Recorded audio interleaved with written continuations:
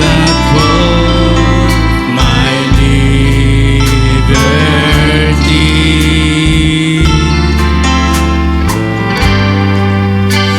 I do not know just why He came to love me so. Look beyond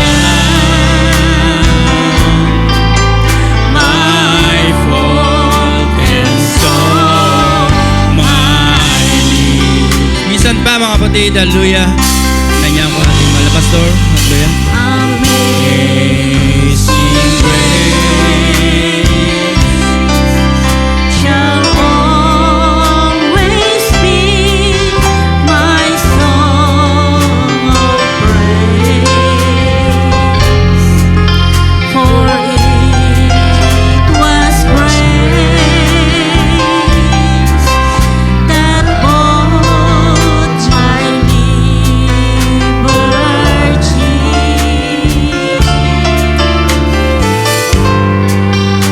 I do not know just why He came to love me so. He looks beyond my fault and saw my need. I shall forever lift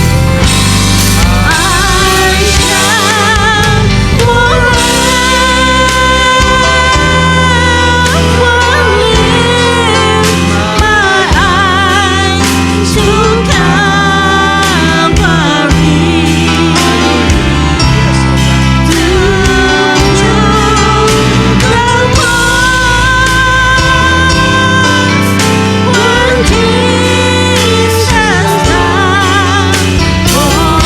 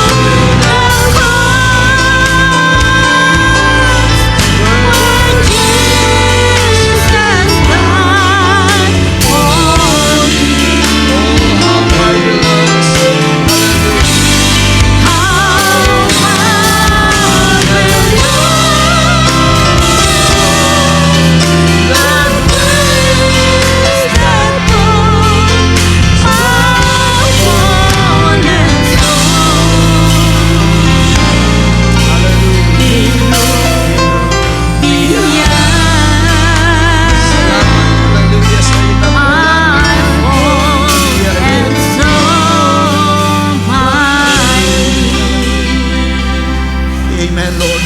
Sa ating palakpakan ng Panginoon sa kanyang biyaya. We will bring back all the glory and honor to you, Lord God. Hallelujah. And we will always look on the cross dahil dyan, nandun, O Diyos, ang aming kaligtasan. Nandun namin nakita ang iyong saganang biyaya, O Diyos, na gumawa kumilos. Kung paano sa bawat pagpatak ng iyong banal na dugo sa lupa ay may kasama itong pangungusap na kami ay iyong niligtas, pinatawad, nilinis. Hallelujah. Sa magitan niyan, nagkaroon ng daan para ang iyong mga banal ay makabalik sa iyong salita, sa iyong presensya, sa iyong luklukan ng awa, O Diyos. Hallelujah. Panginoong Diyos, sa gabing ito, pinupuri ka namin at pinapasalamatan.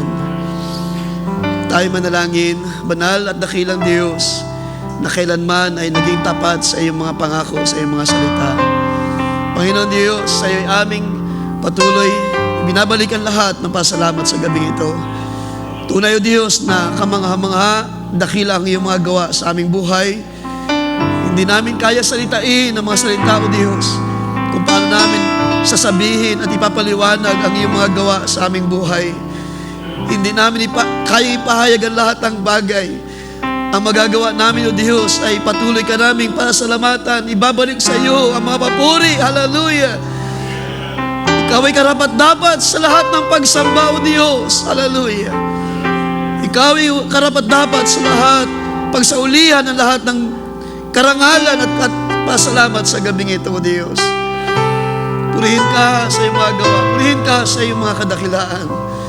Salamat sa iyong mga pangako, Diyos. Salamat sa iyong mga salita na iyong patuloy na tinutupad, iyong ginaganap ayon sa iyong pangako, kung paano kami ay patuloy na nakaranas ng kaginawa ng aming mga kaluluwa, O Diyos.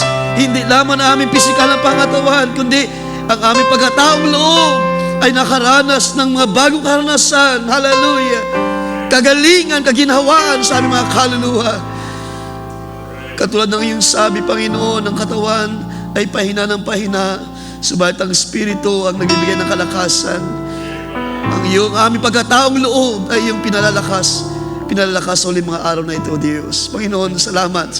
Minsan pa sa iyong kabanalan, sa iyong banal na presensya. For this fellowship tonight, Lord, salamat, O Diyos, na ikaw ang patuloy na gumagawa ng mga paraan sa aming mga pangangailangan, sa mga dalangin ng mga banal, sa mga kahilingan namin, O Diyos, na hindi naging lingid sa iyo. Sa tamang panahon, ikaw ay tumutugon, O Diyos, sa aming mga dalangin. Ang iyong kamay, kailanman hindi umigsi upang abutin ang aming mga pangangailangan. Salamat, O Diyos, nakita mo at nakikita mo lahat ng bagay. At ikaw lamang ang aming pinagkatiwalaan ng aming buhay, Panginoon, sa uling mga araw na ito. May magagawa ka sa lahat ng bagay sa aming mga pangangailangan. Meron kang salita na iyong ipinagkaloob. Hallelujah. Sa iyong mga latay kami ay pinagaling, kami ay nakaranas ng kagalingan. Sa iyong salita kami ay pinalalakas, kami ay ibinabangon, matibay sa uling mga araw na ito, O Diyos. Panginoon, minsan pa kami ay lumalapit, dumadalangin na ang iyong mga salita ay minsan pa mangusap sa aming mga puso. Bayaan ikaw ang siyang makilala at mahayag. Bayang iyong mabuting plano ay mangyari pa rin sa uling mga araw sa aming mga buhay, sa bawat isa, sa bawat tahanan. Nawa, O Diyos, na patuloy na makita pa namin ang mga kalaliman ng iyong mga kaisipan, O Diyos. Maunawaan pa namin ang iyong mabuting plano sa hinaharap, Panginoon. Sumasampalataya kami na hindi ito ang dulo ng aming panampalataya. Katulad ng aming narinig kanina, hindi kami para sa mga karamdaman, O Diyos. Kami ay para sa iyong kalwalatian. Hallelujah! Hindi kami para sa mga kahirapan sa ibabaw ng sanlibutan. Kami ay tinalaga mo sa kaligtasan. Kami tinalaga mo sa iyong banal na presensya sa uling mga araw na ito, Diyos. Panginoon, salamat muli minsan pa sa gabing ito. At pagpalain bawat isa ang iyong mga salita, pagpalain ang iyong mga gawa sa buhay namin, at patuloy kang magpalaya ng mga inaalipin pa, ng mga kabigatan sa mga puso, O Diyos, kahirapan, manaranasan, Panginoon. O Diyos, ikaw ang aming kalayaan, ikaw ang aming kalakasan sa gabing ito. Mangyari, Panginoon, ang ayon sa iyong salita, na ang pinalaya ng anak ng tao ay ganap ng malaya sa mga araw na ito, O Diyos. Pagpalain ka, at ang iyong mga salita ay aming patuloy na itinataas sa iyo, at bayang ikaw mahayag muli sa aming kalagitnaan, sa aming mga kaisipan, O Diyos, ay patuloy na mag-produce ng isang tama na panampalataya, katulad ng sabi ng iyong mga salita na ang pananampalataya ay sumisibol, dumarating sa magitan ng pakikinig at pakikinig ng iyong mga salita. Bayang ito'y mangyari sa aming kalagitnaan, O Diyos, at pinagkatiwala namin lahat ng bagay hanggang mamaya sa aming mga dalangin. At salamat din, Panginoon, na binabangon mo ang iyong mga munting mga diakono, yung mga lingkod, O Diyos, sa dahong ito, Panginoon, bagamat may mga karanasan sa katawang lupa, O Diyos, may mga kahinaan sa laman, subalit Ikaw, O Diyos, ang siya nagtatayo, nagbabangon, at Ikaw nagpapalakas, physically, spiritually, O Diyos. Hallelujah. At patuloy ka nagpapahayag na ang pagkatawag ng bawat isa ay isang mainam na pagkatawag sa iyo, O Diyos, sa ulit mga araw na ito. Isang mataas na pagkatawag sa aming buhay sa ulit mga araw na ito. Kaya sa iyo lamang namin maingat, binabalik lahat ng kalwaltian, kapurihan, at sa iyo lamang lahat ng pasalamat sa tanging pangalan ng Panginoong Kristo Jesus. Amen and amen. Ating palapakan sa Panginoon. Can we say, praise the Lord? Praise the Lord. Purihin siya sa kaniyang mga gawa sa bawat isa sa gabing ito. Salamat sa mga pautuo, sa mga hindi masayod na mga gawa ng Diyos sa bawat isa. Bago tayo magsiupo, tayo ay magbukas muli ng ating mga kasulatan, ating mga Biblia sa aklat ni Daniel. Once again, sa aklat ni Daniel, chapter 2.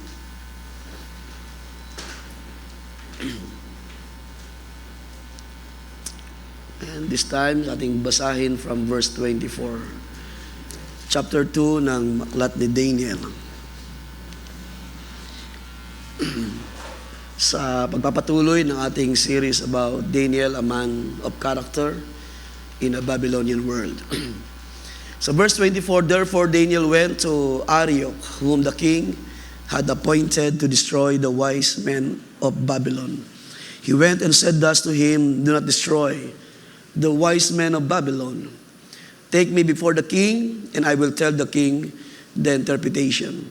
Then Arioch quickly brought Daniel before the king and said thus to him, I have found a man of the captives of Judah who will make known to the king the interpretation. The king answered and said to Daniel, whose name was Belteshazzar. So dahil sa panahon na ito ay binigyan ng Haring Nebuchadnezzar ng pangalan si Daniel nang sila ay nasa Babylon. Are you able to make known to me the dream which I have seen and its interpretation?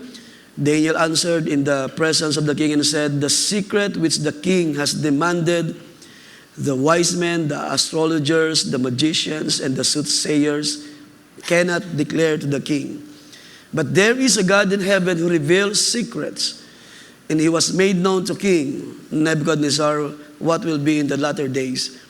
Your dream and the visions of your head upon your bed were this. As for you, O king, thoughts came to your mind while on your bed about what would come to pass after this. And he who reveals secrets has made known to you what will be. But as for me, this secret has not been revealed to me because I have more wisdom than anyone living.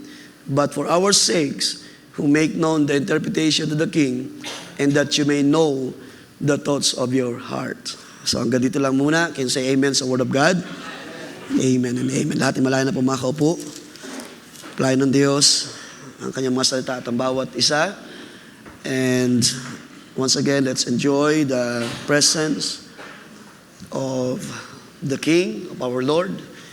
And tonight He is worthy of all the praise and honor.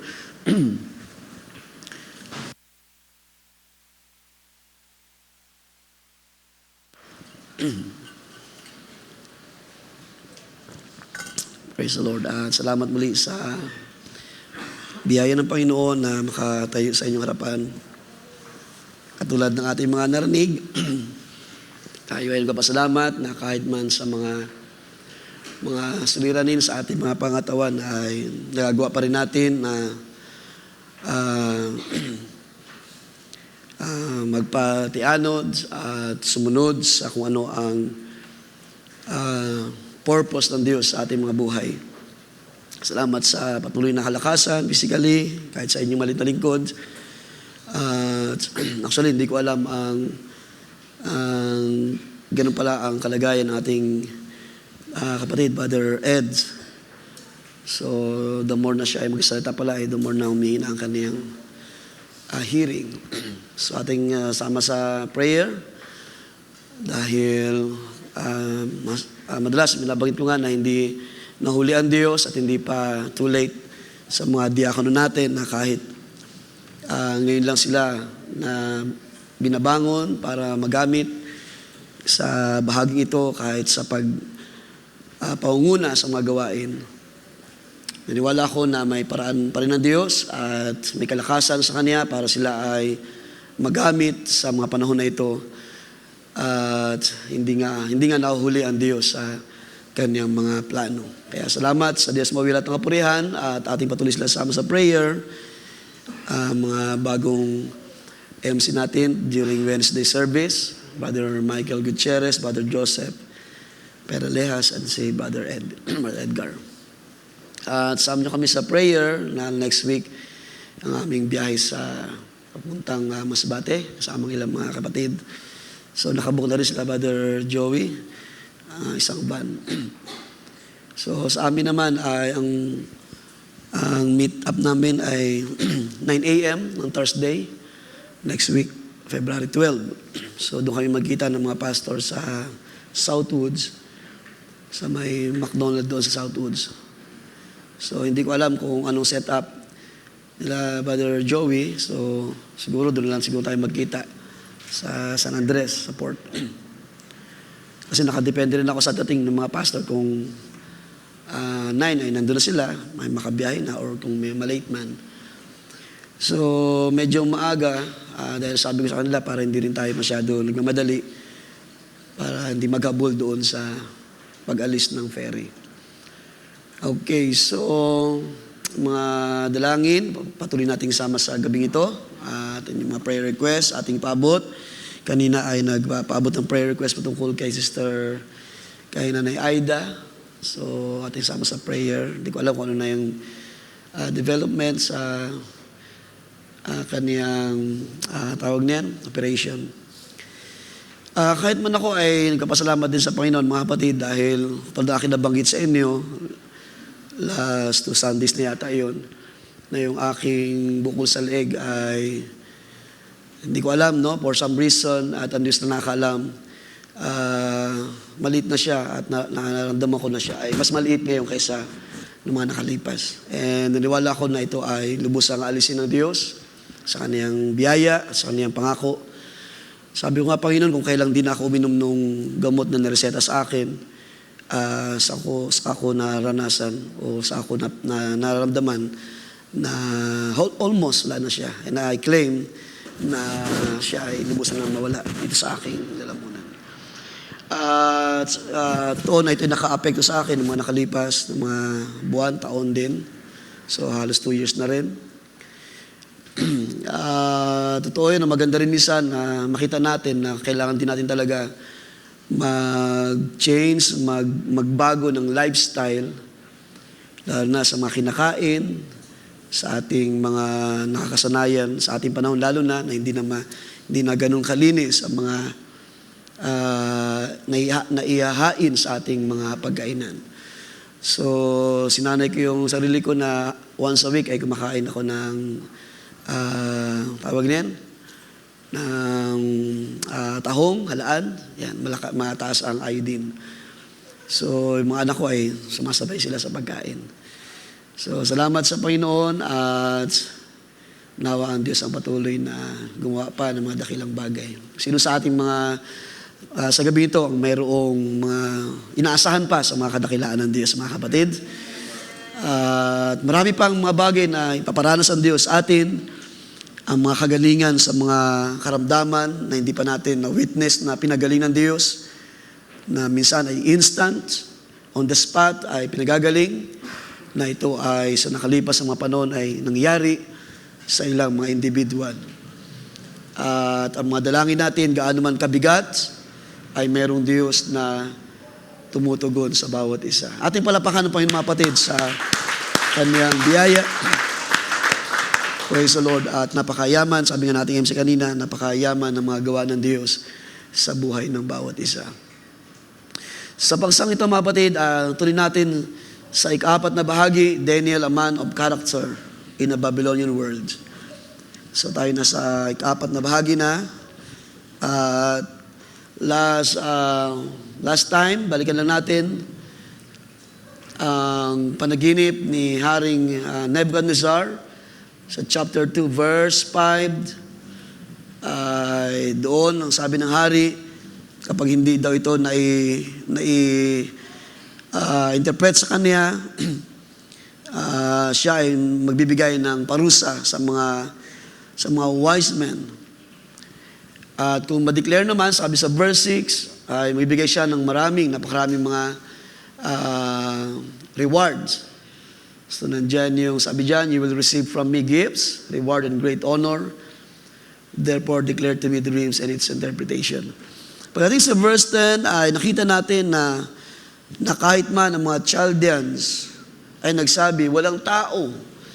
So siguro paki-plus na lang brother muna ang ilang mga talata. Walang tao, sabi dyan, there's no person on earth who could declare the matter to the king. At ang sabi nila, kahit man yung mga soothsayer, sorcerer, mga diviner, magicians, at kung sino pa ang mga wise men, ay walang makakapag-interpret o makapagsasaysay sa hari. At ang hari ay lubhang nagalit sa verse 12. Then the king became angry and extremely furious. At ang kanyang order is to kill all the wise men of Babylon. And that's why even Daniel, kasama ang kanyang mga kasama na 3 Hebrew brothers ay kasama rito sa mga order ng hari na patayin itong mga wise men sa mga panahon na yun. Gayunpaman, si Daniel ay nakita natin na siya ay isa sa mga believer of the God of their fathers. At siya ay mayroong pananampalataya. Siya ay nakaunawa ng mga salita ng Diyos, nakaunawa, nakabasa, at sumampalataya sa mga nakalipas na mga pangungusap ng Diyos sa bayan ng Israel sa panahon ni Moses. At binasa natin sa Deuteronomy chapter 29, ang sabi doon, the secret things belong to the Lord our God, but those things which are revealed belong to us and, sabi dyan, to our children. Kaya kasama dito si Daniel, isa sa mga anak ng Israel na lumitaw sa mga panahon na ito na sila ay nabihag ng Babylon. At ang pangako is, ang revealing is, sabi dyan, is to us and to our children. So, mayroon ba kayo nakikita sa bahagi na yan, mga kapatid, na mga nauna sa atin na binigyan ng kapahayagan ng Diyos sa uling mga araw, hindi lang sila ang nag-enjoy, hindi lang sila ang nakita, hindi lang sila ang tumanggap ng blessing of wisdom and revelation ng salita ng Diyos hanggang sa ating panahon at kung saan paabot ang biyaya ng pagkilos ng Diyos sa kanyang iglesia.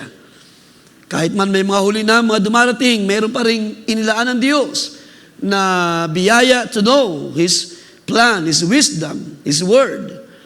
At yan ang pangako ng Diyos. Mula pa noon hanggang sa ating panahon ay ang Diyos ay patuloy na nagbubukas ng kanyang mga salita.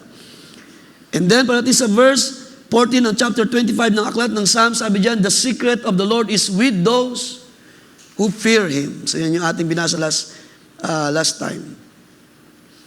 Ang mga sikreto, ang mga mystery, ang mga hiwaga ng Diyos.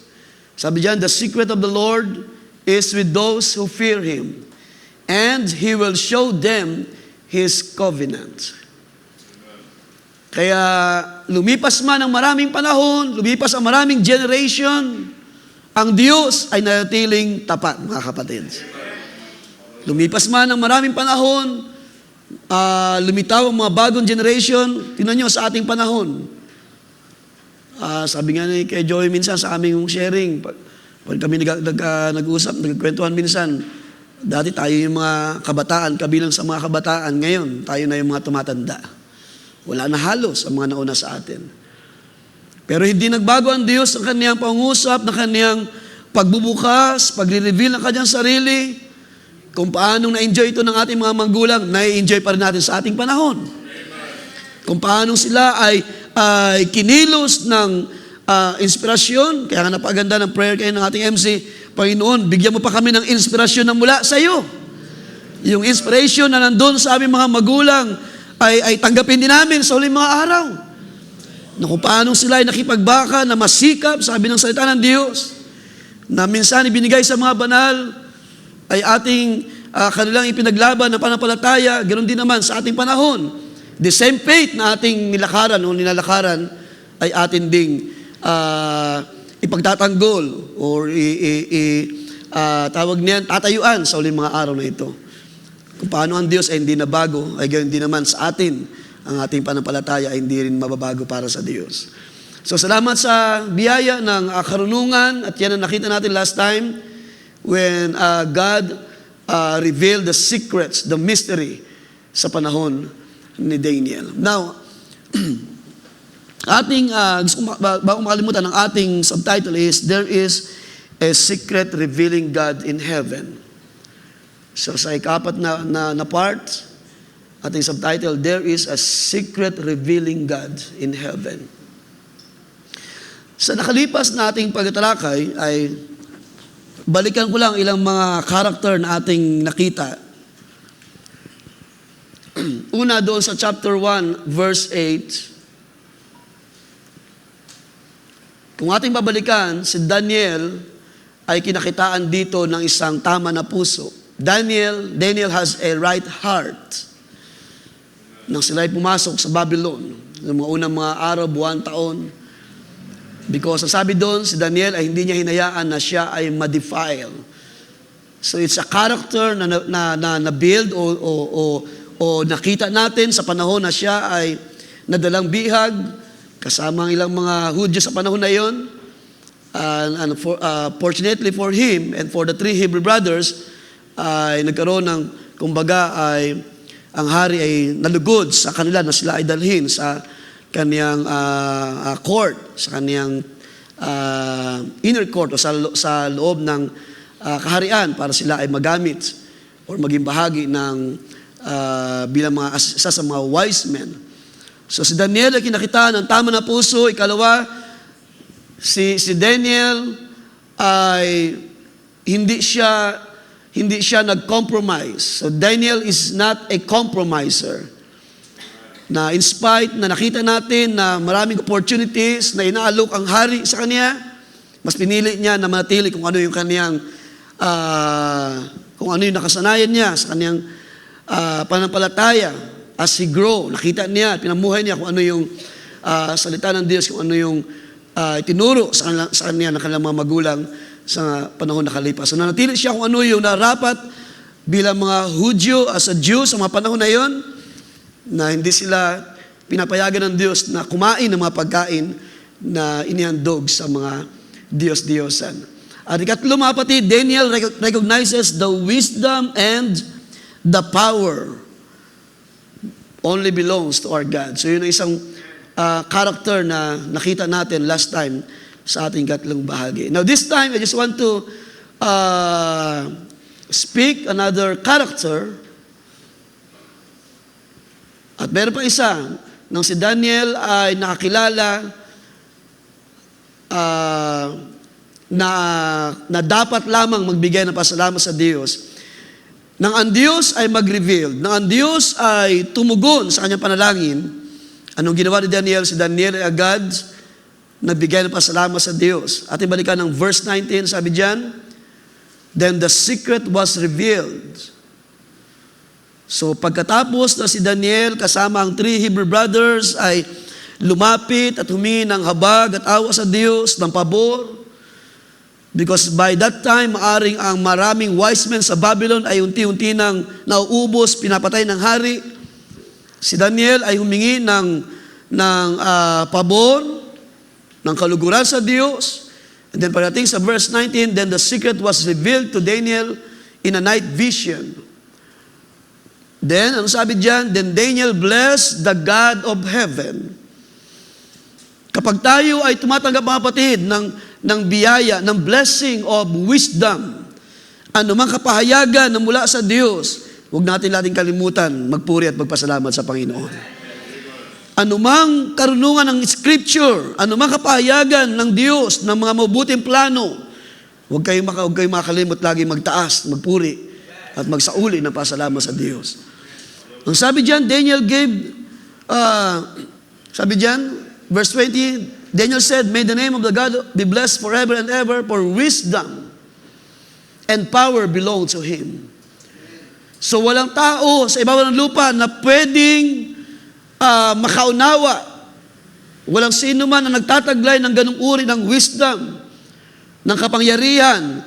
The true wisdom and the true power belongs to God. Sa Diyos lamang lahat ng karunungan, kaalaman sa lahat ng bagay, because ang Diyos ang nagmamayari ng lahat ng bagay. Ang lahat ng bagay na nakikita at hindi nakikita ay mula sa Diyos. Amen? Kanyang nilikha ang lahat ng bagay, yung mga invisible and visible things. Sabi ng ating minasa last Sunday, nasa pamamagitan ng mga bagay na ito na nakikita na nilikha ng Diyos ay nahayag ang kanyang kadakilaan. Ang kanyang pagka-Diyos, ang sabi doon sa Romans na binasa natin last Sunday. Kaya mga tao ay wala nang may idadahilan, sabi ni Pablo. Sabi diyan sa verse 23, "To you, God of my fathers, I give thanks and praise. For you have given me wisdom and power, even now you have made known to me what we requested of you, for you have made known to us the king's matter." So sa text na ating binasa, so doon natin kukunin yung ating subtitle sa verse 28, "There is a God in heaven who reveals secrets." Ang word na secret dito sa Hebrew word is a mystery. At ano ito? Mga hiwaga ng Diyos. These are things, mga plano, mga kaisipan, mga bagay na nandun sa kaisipan ng Diyos na kaniyang ipinapahayag, inire-reveal. Ito yung mga bagay na tanging ang Diyos lang ang nakakaalam kung paano mangyayari. So sabi ni Daniel, "There is a God in heaven who reveals secrets." Tayo po ba ay sumasampalataya? There is a secret revealing God in heaven. Ang lahat ng bagay na inisip, pinlan ng Diyos, kahit man sa ating kalagayan sa uling mga araw, lahat ito ay nasa kaisipan, plano ng Diyos. Ang sabi ni Pablo, before the foundation of the world, ay nakita na at inihanda ng Diyos ang lahat ng bagay para sa bawat isa na sumasampalataya sa Diyos.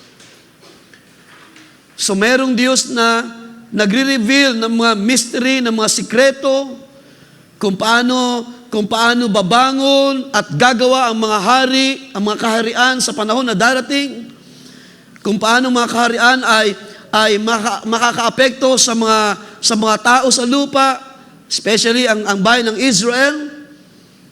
Dahil sa panahon na ito, nagpasimula ng kumikilos yung vision na nakita o yung dream na binigay ng Diyos kay Haring Nebuchadnezzar na nakita ni Daniel.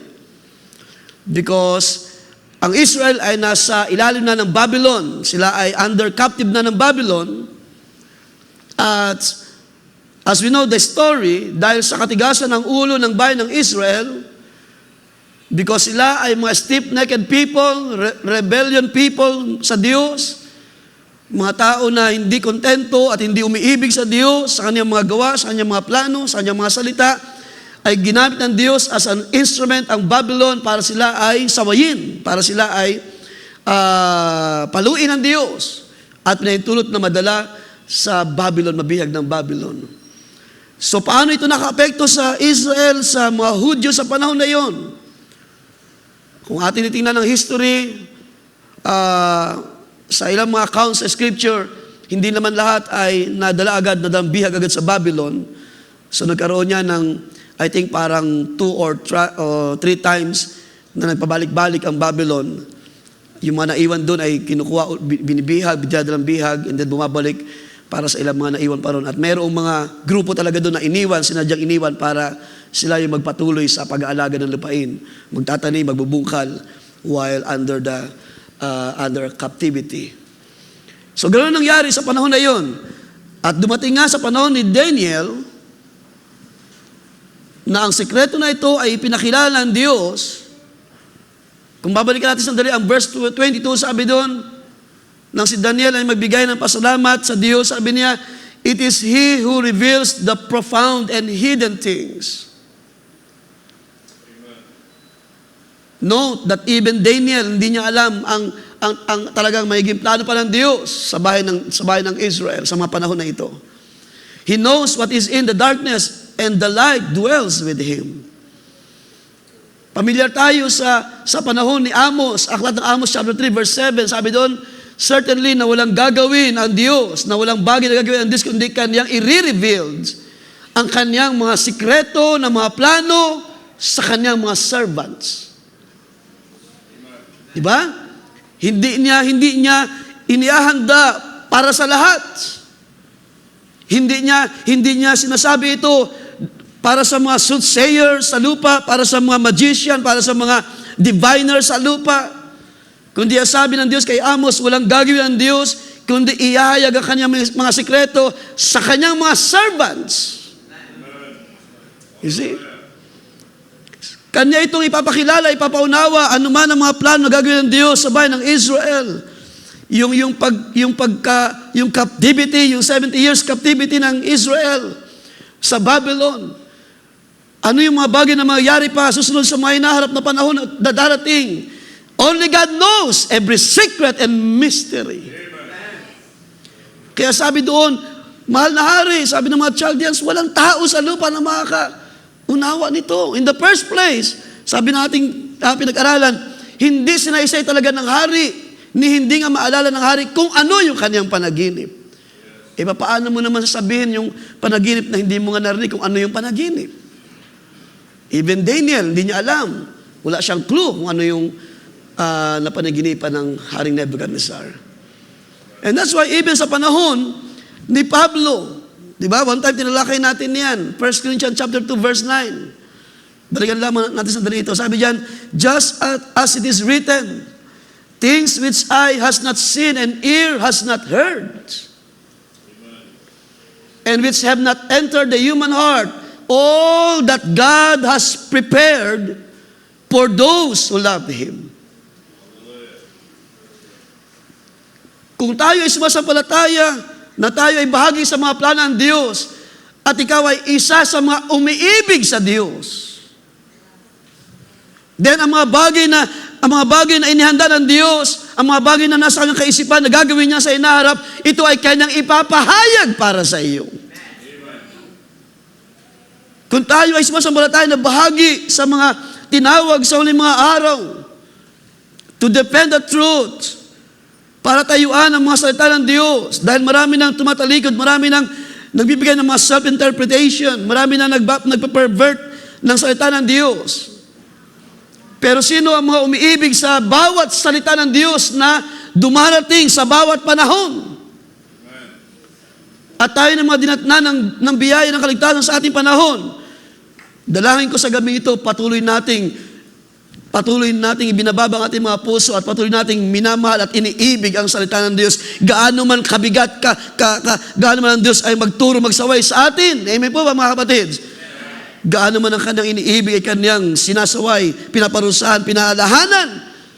Kaya magpasalamat tayo, mayroong salita na dumating sa tamang panahon. Sabi nga ng salita ng Diyos, in due time, in due season, ang Diyos ay laging may salita na isinusugo sa kanyang iglesia.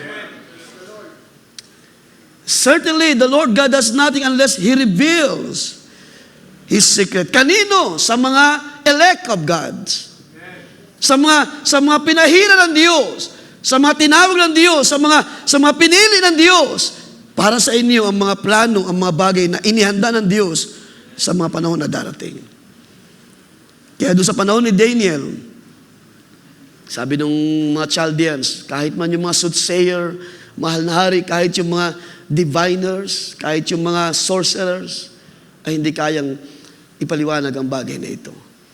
Pero sa panahon ni Daniel, nang si Daniel ay nanalangin sa Diyos, nang si Daniel ay humibig, manalangin, sabi nga sa inyo last time, on the spot ang Diyos ay tumugon. Hindi na hinayaan din ng Diyos na even Daniel and the three Hebrew brothers, Shadrach, Meshach, Abednego, ay abutan ng galit, ng punishment na papatayin ang lahat ng wise men. And that's why pagdating sa verse 24, ating ituloy mga kapatid, ating balikan ang ating text. Ano ang ginawa ni Daniel after that God revealed the dream to him? Basahin ko sa Tagalog, sabi diyan, kaya't pinasok ni Daniel si Ariok na siyang inihalal ng hari na lipulin ang mga pantas na tao sa Babylonia. Siya'y naparoon at nagsabi sa kanya ng ganito, huwag mong lipulin ang mga pantas na tao sa Babylonia. Sa mga panahon na ito, maaring marami nang pinatay o napatay. Dahil ngayon ang utos ng hari, walang makapagpaliwanag ng kaniyang panaginip. Pero si Daniel, makita natin ang isang magandang karakter na mayroon siya. Siya ay mayroong tamang puso. Bagamat hindi niya karelasyon ang mga tao na yun, ng mga wise men sa Babylon, ay meron siyang puso na nagmalasakit pa rin. Huwag niyong patayin ang mga tao ito. Diba? Sabi niya, don't kill, don't murder, o huwag niyong patayin itong mga pantas na tao sa Babylon. Dalhin mo ako sa harap ng hari, sabi niya, at aking ipapaaninaw sa hari ang kahulugan. Verse 25, sabi diyan, nang magkagayoy, dinalang madali ni Ariok si Daniel sa harap ng hari at nagsabing ganito, ako'y nakasumpong ng isang lalaki sa mga anak ng abihag sa Huda na magpapaaninaw sa hari ng kahulugan. Ang hari ay sumagot at nagsabi kay Daniel na ang pangalan ay Belteshazzar, may papaaninaw mo baga sa akin ang panaginip na aking nakita at ang kahulugan niyon. So na ang Diyos ay tumugon on the spot, magdamag na nalangin, si Daniel kasama ang 3 Hebrew brothers. And I don't think na si Daniel ay merong tawag niyan, na siya ay nag-alala, natakot, maaring, dahil kapag hindi nila na-interpret ang dream ng hari, ay sigurado na papatayin sila katulad ng mga wise men na pinatay na sa panahon na iyon. Pero si Daniel ay mayroong panampalataya sa Diyos ng Israel, sa Diyos ng kanilang mga magulang, na ang sikretong ito ay may Diyos na nakakaalam, may Diyos na kayang ipahayag. Hindi siya nangamba. Sabi nga na aking nabasa, si Daniel ay nakatulog ng maayos, waiting for the answer. Kasamang 3 Hebrew brothers na nananalangin. At nang dumating ang kapahayagan ng mula sa Diyos, nang ito'y ipakita kay Daniel, agad siyang pumaroon. Bagamat sabi ni Daniel sa verse 27, sabi diyan, Daniel answered before the king and said, as for the secret about which the king has inquired, sabi diyan, no wise man, sorcerers, soothsayers, priests, nor diviners are able to declare it to the king. So again, inulit yung bagay na ito na walang sino makapag-interpret. Walang sorcerer, walang soothsayer priest, walang diviners. In short, walang matalino sa ibabaw ng lupa na makakaalam ng bagay na ito. Sabi nga sa inyo kanina, even Daniel, wala siyang idea. Di ba napaganda ng katangian na yun? Na mayroong tama na pagkilala, sumasampalataya tayo, may Diyos na nakakaalam ng lahat ng bagay. Initially, hindi natin alam ang mga plano pa ng Diyos. Maring hindi natin lubos na maunawaan pa ang great plan of salvation ng Diyos. Pero habang tayo nagpapatuloy sa paglilingkod, unti-unti nagbubukas ang Diyos. Unti-unti nagpapakilala siya how He saved us, how He redeemed His people. Paano ang Diyos naging Diyos na magagamot? Paano ang Diyos naging tagapagligtas para sa atin? Lahat yun ay nakita natin ng malinaw. Unti-unti ay nakikita natin ang mga plano ng Diyos sa mga panahon na ito. Katulad sa panahon ni Daniel, walang sino man na wise men, walang matalino, na mayroong kakayahan ng mga pagsaysay ng plano at kaisipan ng Diyos. Ano ba yung kakayahan ng isang matalino? Of course, kapag matalino, kaya niyang magsalita ng mga bagay na nangyayari sa ibabaw ng lupa. Kaya niyang i-analyze ang mga gawa ng tao, ang mga buhay ng tao. Parang sa ating panahon lang. Yung mga nagpapayo kung paano magiging maunlad ang buhay mo. Pag magpapatayo kayo ng bahay, ganito po yung ayos ng pinto, nakaharap sa ganito, di ba? Yung mga diviners, yung mga naniniwala sa feng shui, sa mga paswerte, sabi nila. So walang pinagkaiba yan sa panahon ni Daniel, na nag-a-advise, mga matalino sa lupa, gumagawa ng mga bagay para sabi nila maging maayos ang future ng mga anak mo, ng pamilya mo, ng tahanan mo. Ingatan mo itong gem na ito. Kaya nga sabi ko one time sa isang brother, hayaan natin sa sanlibutan niyan, yung mga gems na yan ay walang kinalaman sa plano at kaligtasan natin tinanggap mula sa Diyos. I don't know, baka meron pa sa atin nag-iingat ng mga gems, ng mga emeralds, di ba? Baka meron pa sa atin nag-iingat ng mga paswerte, yung mga tawag niyan, anting-anting, meron ba? Uso pa ba yun sa atin? I hope meron na tayong tamang panampalataya. Sabi ng Scripture, walang bagay na mangyayari ipahintulot ng Diyos sa tao, maliban ng Diyos ang magkaloob. Walang bagay na mangyayari sa iyo, sa iyong lakad, sa iyong buhay, maliban ng Diyos ang may plano para sa iyo. Kahit nga yung ating pagbibuild ng bahay, pagtatayo ng pamilya, sabi ni Han David, kahit ganong maagap sa paggising ang bantay, kung hindi ang Diyos mag-iingat, wala rin kabuluhan. Kahit gaano tayo katalino, kasikap sa lahat ng bagay, kung walang divine ng Diyos, kung walang Diyos na kikilos at tutugon sa mga dalangin, lahat ay mawawalan ng kabuluhan, mga kapatid. So ano ba kaya ng isang matalino? Magsalita ng mga bagay na nalalaman niya sa ibabaw ng lupa. Pero kung hindi ang Diyos ang magbibigay ng pagkaunawa, ang kanyang pagiging wise ay mauwi rin sa wala. And that's happened sa panahon ni Daniel. So ano ba ang pwedeng gawin ng mga astrologers? Sa King James Version ay sorcerers yung ginamit na salita. So ano ba itong mga sorcerers? Na meron din silang, sabi natin na pwedeng may kakayahan. Pero hindi nga sapat. Dahil hindi nga ang Diyos nalulugod sa ganitong mga kalagayan ng tao. Punta natin sandali ang Leviticus chapter 20. Leviticus 20 verse 6.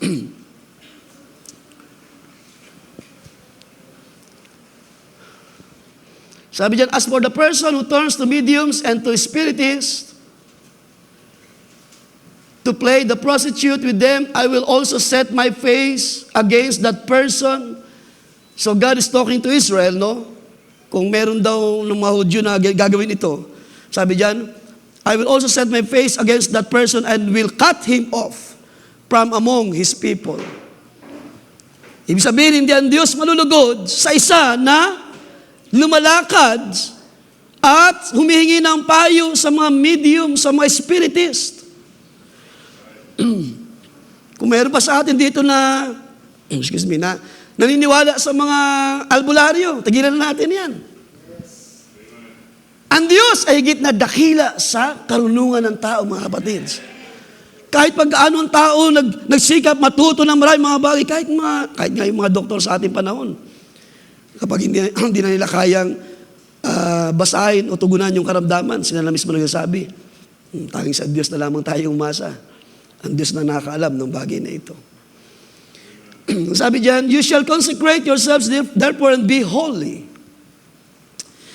For I am the Lord your God, so you shall keep my statutes and practice them. I am the Lord who sanctifies you.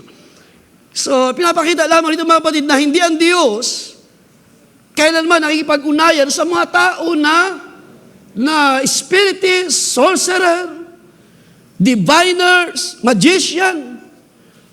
Ibig sabihin, hindi ito ang instrument ng Diyos para kanyang ipadaan ang kanyang plano. Hindi ito yung perfect will, hindi ito yung paraan ng Diyos. Hindi yung mga tao na tumatawag ng mga kaluluwa, kumakausap sa mga kaluluwa, katulad sa panahon ni Samuel ba yun? Samuel? Na, hindi ako nagkakamali, no? Nagpapahinga na si Samuel. Tinawag pa ng isang diviner. Dahil I think that time, si Haring Saul ang humingi ng tawag niyan, dumadalangin o gusto niyang makita ang mga bagay na plano ng Diyos na gagawin para sa bayan ng Israel. So hindi ito ang perfect na paraan ng Diyos. Hindi ang Diyos nagtitiwala sa ganitong uri ng mga character. Ang tinitingnan ng Diyos ay ang puso na mababa at sasampalataya like Daniel. Like the three Hebrew brothers. Nakita naman natin ang history. Hindi nila tinalikuran ang panampalataya to the point na sila ay pwedeng patayin. So magitan ng pag-iinit ng hurno, 7 times mainit ang hurno sa panahon na yun. Pero hindi nila tinalikuran ang panampalataya. Sila ay nagpatuloy at kanila pang ipinahayag kahit man kami ay hindi iligtas sa init ng hurno na yan. Hindi nangangulugan na kami ay luluhod sa iyo. Di ba napagandang character? Even Daniel, hindi niya hinayaan na kanyang buhay ay tawag niyan, ma-defile. Hindi siya opportunista na tao. Siya ay tao ng Diyos na may panampalataya at nag-aantay lamang kung ano pa yung gagawin ng Diyos. Nag-aantay lamang kung ano pa yung paghipo ng Diyos, pagkilos ng Diyos. Hindi siya nagmamadali sa lahat ng bagay. Siya ay merong tamang puso na nagtitiwala lamang sa Diyos. So Hope chapter 5 verse 12, sabi rito, Kanyang sinasayang ang mga kata-kata ng mga mapagkatha na ano pat hindi may sagawa ang kanilang mga kamay, ang kanilang panukala. So nawawalang kabuluhan ang mga gawa ng mga matalino sa lupa. Kanyang hinuhuli ang panta sa kanilang sariling katha at ang mga payo ng suwail ay napapariwara. So pinakita yan sa panahon ni Daniel. Lahat ng marunong, lahat ng matalino ay walang nagawa. Suko sila sa demand ng hari. Unfortunately, maraming namatay ng mga tinatawag na wise men sa Babylon. Pero sa dulo ng mga bagay na nangyari, salamat mayroong Daniel. Salamat mayroong character, mayroong tama na ugali. Si Daniel sa harapan ng Diyos. Hindi siya umasa sa kanyang karunungan. Siya ay nagtitiwala lamang sa Diyos. Hallelujah. Mga kapatid, ganyan ba ang ating panampalataya sa mga panahon na ito? Hindi tayo nagtitiwala sa kaya natin gawin. Ang ating panampalataya nagsabi, ang Diyos ay may magagawa. Hallelujah. Mangyari ang iyong salita ayon sa iyong plano, o Diyos. Huwag ang kung ano yung aking kagustuhan lamang. Mangyari ang iyong kaisipan, ang iyong plano. Kahit man ang iyong malit na lingkod ay ganun ang aking mga dalangin. Pagpasok ng 2026, ay aking tinataas sa Panginoon. Ano pa ang mga plano mo, Panginoon, sa ministry? Ano pa ang iyong mga inihanda, mabubuti mga bagay? Yamang dito ay naranasan namin, Panginoon, na hindi mo kami pinagkulang sa iyong salita. Meron kami panampalataya, you still the same gods of our fathers in faith. Sa ating mga nauna sa atin, ang mga magulang, hanggang sa ating panahon. Ang sabi ni Pablo, hindi niyo ba alam, ang salita ay nasa inyong mga bibig, nasa inyong mga puso, malapit sa inyo ang salita ng Diyos. Ibig sabihin, kung tayo ay mayroong tamang puso at sumasampalataya, laging may pangyayari sa bawat salita ng Diyos. At yun dahilan, meron tayong mga testimony. To God be the glory. Hallelujah! Meron tayong mga patutuon na ang Diyos ay manggagamot, ang Diyos ay tumutugon sa ating mga kahilingan, ang Diyos ay hindi nakalimot sa kanyang mga pangako. Oh, marami tayong pag-asa sa mga panahon na ito. Ang sabi dyan, sinasayang o winawalang kabuluhan ng Diyos ang mga katha ng mga tao sa panahon na yun. And even itong mga false prophets, ating tingnan, ay kinundina ng Diyos. Sa aklat ni Ezekiel, tingnan natin, chapter 13.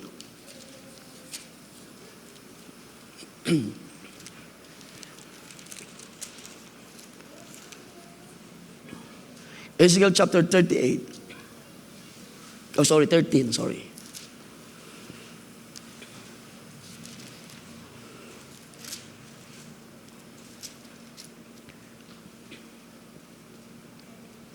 So hindi muna tayo masyado mag-focus doon sa dream. At hayaan natin na little by little natin puntahan ang mga panahon na yon. Dahil gusto ko lang muna mag-focus doon sa ating subtitle na there is a God revealing secret. May Diyos na nag-reveal ng mga sekreto. Ang sabi diyan sa Ezekiel chapter 13 verse 1, "And the word of the Lord came to me saying, Son of man," so si Prophet Ezekiel ang kinakausap ng Diyos, "prophesy against the prophets of Israel who prophesy and say to those who prophesy out of their own heart, hear the word of the Lord." Nangusap, dumating sa salita ng Diyos kay Ezekiel sa mga panahon na yan. At anong sabi ng Diyos? "Thus says the Lord God, woe to the foolish prophets who follow their own spirits and have seen nothing."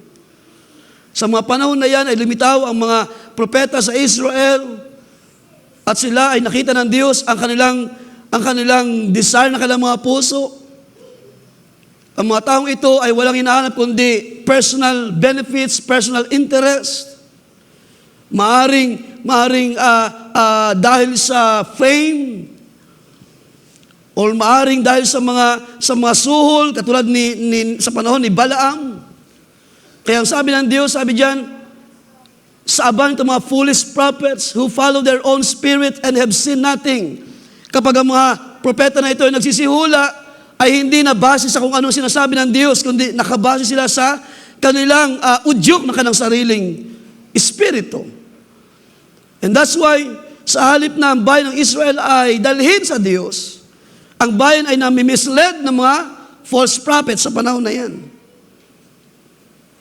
Verse 4, "O Israel, your prophets are like foxes in the desert. You have not gone up into the gaps to build a wall for the house of Israel to stand in battle on the day of the Lord. They have envisioned futility and false divination, saying, Thus says the Lord. But the Lord has not sent them. Yet they hope that the word may be confirmed." So mayroong mga false prophet na pinipilit nila na sila ay pinadala ng Diyos. Pinipilit nila magsalita ang Diyos ayon sa kanilang mga sariling espiritu. At ang Diyos ay hindi nalulugod sa ganong ugali, ganong karakter ng mga false prophets na ito. Ang Diyos kailanman hindi maipag-ugnayan sa maling espiritu. Hallelujah. Ang Diyos ay kailanman hindi maipag-ugnayan sa mga tao na mayroon lamang personal interest sa kanilang mga sariling lakad sa mga panahon na yan. Kaya ang sabi diyan, they have envisioned, or verse 7, "Have you not seen a futile vision? Have you not spoken false divination? You say, the Lord says, but I have not spoken." So sinasabi nila, ito sabi ng Panginoon, pero hindi naman ang Diyos nangungusap ng ganun. "Therefore, thus says the Lord God, because you have spoken nonsense and envisioned lies, therefore I am indeed against you, says the Lord God. My hand will be against the prophets who envision futility and who divine lies." Ibig sabihin niyan, my hands will against these prophets. Ibig sabihin, my judgment. Ang Diyos ay hindi nalulugod. Ang Diyos ay gagawa ng paghatol. Ang Diyos ay magsasaway. Ang Diyos ay magtuturo. Sabi niyan, "They shall not be in the assembly of my people, nor be written in the record of the house of Israel, nor shall they enter into the land of Israel. Then you shall know that I am the Lord your God." So dumating sa panahon na ang bayan ng Israel ay lumitaw itong mga false prophets, pero pinakita ng Diyos sa bayan, hindi ako nalulugod kapag inyong sinasabi na, this is thus saith the Lord, na hindi ko naman sinasabi. So these people became false prophets sa harapan ng Diyos. So ibig sabihin, ang Diyos ay naghahanap ng tama na instruments. Ang Diyos ay naghahanap ng tama na vessel. Ang Diyos ay naghahanap ng tama na sidlan para kanyang pagpahayagan ng kanyang mabubuting plano sa mga panahon na kasalukuyan at panahon na darating. Dahil ayon ng Diyos, masayang ang bawat salita na dumarating. Ang sabi ng Panginoon, hindi ito babalik sa akin ng walang pinangyarihan.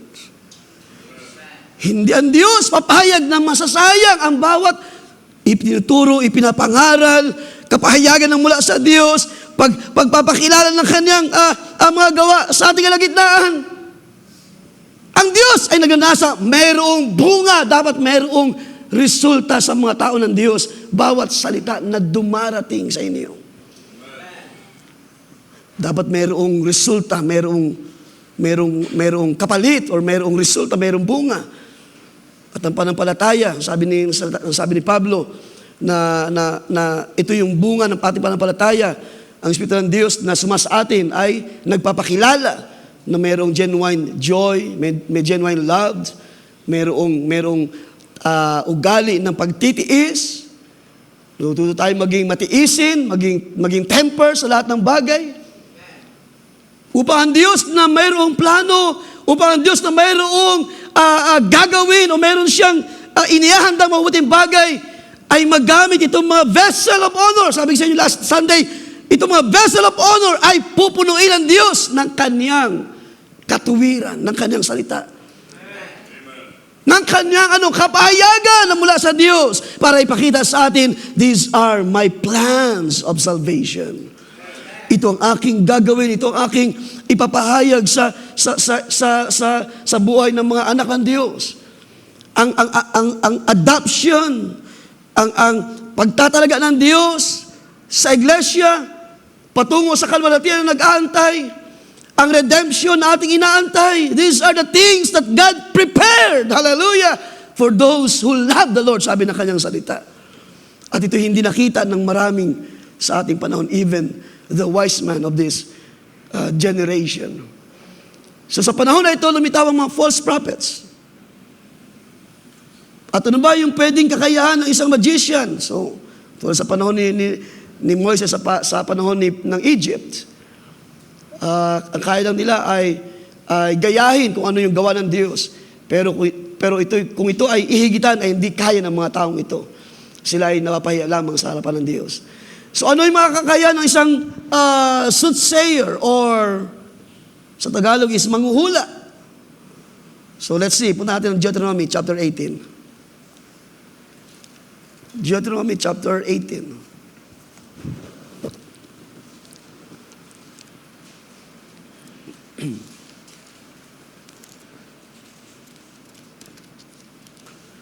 Deuteronomy chapter 18 verse 9. Ang Diyos ay nagturo sa bayan ng Israel to avoid these wicked customs. Sabi diyan, when you come into the land which the Lord your God is giving you, you shall not learn to follow the abominations of those nations. There shall not be found among you anyone who makes his son or his daughter pass through the fire.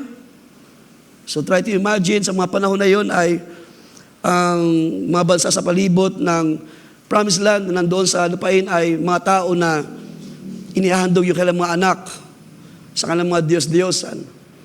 Or one who practices witchcraft or soothsayer, or one who interprets omens, or a sorcerer. So ang Diyos ay nagabilin na huwag kayong lalakad katulad ng mga taong ito. Or one who conjures spells, or a medium, or a spiritist, or one who calls up the dead.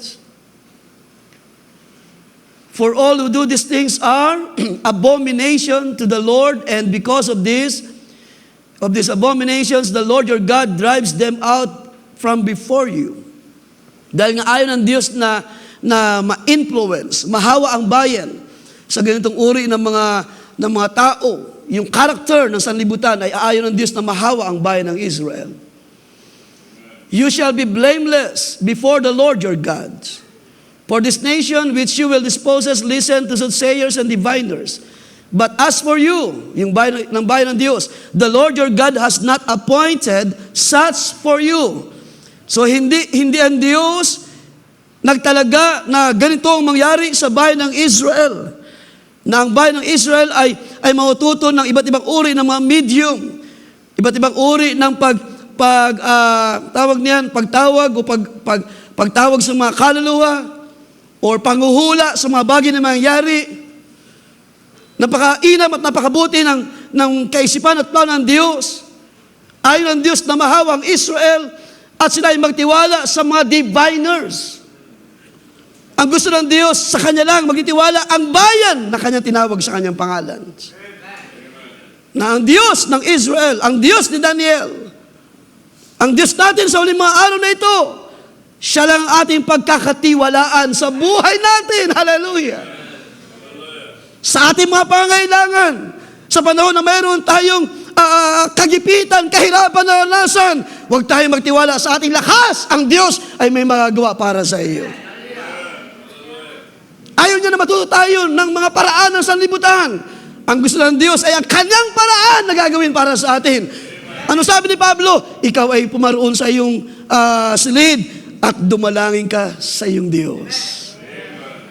Katulad ni Daniel, lumuhod siya, humibig siya, humingi siya ng habag at awa sa Diyos. Hindi siya natakot na papatayin, kundi siya ay may panampalataya. Hindi ang Diyos natutulog, hindi ang Diyos ay buhay, ang Diyos ay nakakaalam ng mga sikreto, nakakaalam ng mga tagong bagay. At yun ang nakita natin sa panahon nang lumitaw si Daniel. Now, tuloy natin, sabi dyan, sa verse na tayo. 15, the Lord your God will raise up for you a prophet like me from your midst. So dito ay nag-prophesy na si Moses sa panahon na ang bayan ay nangailangan na ng tama na pagkilala sa Diyos ng Israel upang ang bayan ng Diyos ay lubos na magtiwala lamang sa Kanyang mga salita. Ang sabi diyan, the Lord your God will raise up for you a prophet like me from your midst, from your brethren. Sabi diyan, him you shall hear. So merong prophesying na ginagawa si Moises sa mga panahon na ito. Dahil ang bayan, katulad din natin sa ating minsan mga kahinaan sa laman, may mga pagkakataon na tayo ay nadadala ng mga salita ng tao, nadadala ng mga payo ng tao. Mabuti naman yan kung yan ay sa ikaayos, ikabubuti. But there's no greater than the counsel of the Lord. Ang counsel ng Diyos, sabi niya, will stand forever. Ang counsel natin, pwede tayo mag-fail, pero ang Diyos kapag nag-counsel, hindi siya magkukulang kailanman.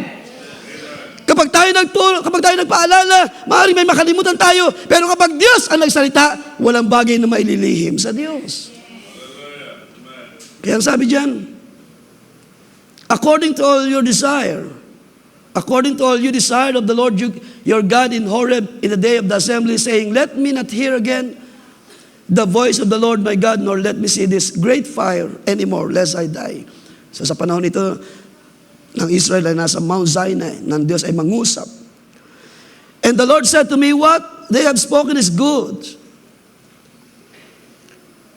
I will raise up for them a prophet like you from among their brethren, and will put my words in his mouth, and he shall speak to them and all that I command him. And it shall be that whoever will not hear my words, which he speaks in my name, I will require it of him. I will require it of him. So napaganda ng prophesying na ginawa ni Moses. Dahil nga ang bayan ay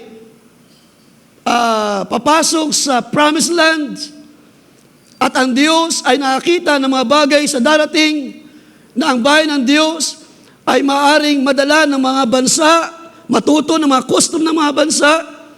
Pero bago mangyari yun, ang Diyos ay meron ng plano, meron na siyang gagawin sa bayan ng Israel. According to the prophecy, sabi diyan, the Lord your God will raise up a prophet. Sabi doon, and him you will hear. Sa kanya kayo makikinig. At ito'y walang iba kundi ang Panginoong Kristo Jesus. Excuse me, lang ako. Naalala ko kanina kasi nagmalamig ako. So I'm sorry. So bago kami umalis ng bahay, ay uminom ko ng malamig.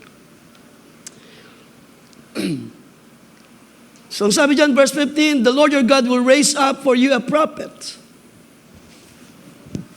Ang Diyos ay meron siyang mabuting plano.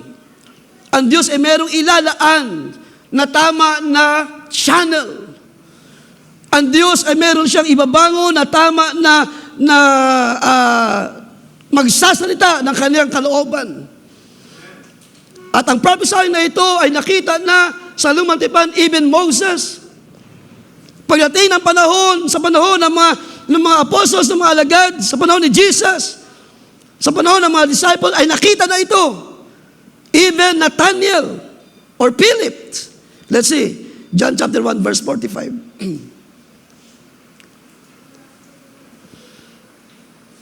Philip found Nathanael and said to him, "We have found him, of whom Moses wrote in the law, and the prophets also wrote, Jesus, the son of Joseph, from Nazareth." Nakita ni John ang fulfillment ng prophecy ni Moses, nang ang Diyos ay magturo, mag-usap, siya ang inyong pakikinggan. Nakita ni Philip sa panahon na ito, nakita namin ang tinutukoy ni Moses, na sa kanya lang tayo makikinig. Ibig sabihin, walang ibang inordain ang Diyos, walang ibang instrument ang Diyos, walang ibang mabuting plano ang Diyos, kundi sa mamagitan ni Kristo sa pagsusugo ng kanyang only begotten Son, ay darating ang mabubuting bagay na inihanda ng Diyos. Kaya nang dumating si Jesus, sabi niya, ang kaharian ng Diyos ay dumarating na sa inyo. Ang mabuting balita ay dumarating sa inyo. Ang pagliligtas ng Diyos ay dumating sa inyo, ayon sa mga inihula ng propeta, ng mga propeta sa nakalipas. Ating puntahan ng Acts chapter 3 verse 22. So nakita rin ito ni Peter. Acts 3 verse 22, Moses said, "The Lord God will raise up for you a prophet like me from your countrymen. To him we shall listen regarding everything he says to you." It seems like ang Diyos ay, nag-intervene siya sa bayan ng Israel dahil ayaw na ng Diyos ng bayan ay nakikinig lagi sa mga turo at sabi ng tao. Na ang bayan ay nahawa, na-influence ng mga bansa sa paligid, doon sa lupang pangako, bago gapin ng Diyos ang mga kaaway. Ang bayan ay nadala ng mga pagsamba sa Diyos-Diyosan, pakikinig sa mga wise men. Pero ang Diyos ay nangusap, "I will raise up a prophet like Moses, at sa kanya kayo makikinig lamang." Hallelujah! Ayon ang Diyos na tayo ay meron pang reservation kapag hindi success sa isang bagay, ay naglalaan tayo ng panahon na makinig sa mga bagay na sa lupa, pero nakalimutan natin, merong ginawa na ang Diyos at meron na siyang divine purpose sa buhay natin. Na tayo ay walang pakinggan kundi kung ano ang sinasabi ng Espiritu ng Diyos sa mga iglesia, yun ang ating pakinggan at susundan sa mga panahon na ito. Ang sabi ni Peter, tingnan natin, sabi diyan, "To him you shall listen regarding everything he says to you. And it shall be that every soul that does not listen or believe to the prophet shall be utterly destroyed from among the people." So exactly ganoon nangyari pagdating ng panahon ng mga apostles, nakilala nila kung sino yung tinutukoy doon sa prophecy ni Moses. Pero para i-connect sa panahon ni Daniel, sabi nga sa inyo kanina, ang Diyos ay nag-aantay ng tama na channel. Hindi yung mga soothsayers, hindi yung mga diviners, hindi yung mga wise men, pero mayroong little Daniel. Sa panahon na yun, si Daniel ay isang young people, pero siya ay ginamit ng Diyos. Hallelujah. Siya ay naging vessel, naging instrument. Sa panahon ni Jesus, nang siya ay dumating, sabi nga namin sa ng prophet, greater than Solomon is here. Kahit gaano katalino si Haring Solomon, merong mas dakila sa kanya. Greater than Moses ay dumating. Greater than Jacob, than Esau, o than Israel. Greater than David. At sino pa ba mga binaw ng Diyos sa mga panahon nakalipas? Kahit man sa mga lahat ng propeta, tinawag siyang the prophet of all prophets sa mga panahon na yun. Kaya sa panahon ni Daniel, ay pinapakita sa atin yung tama na character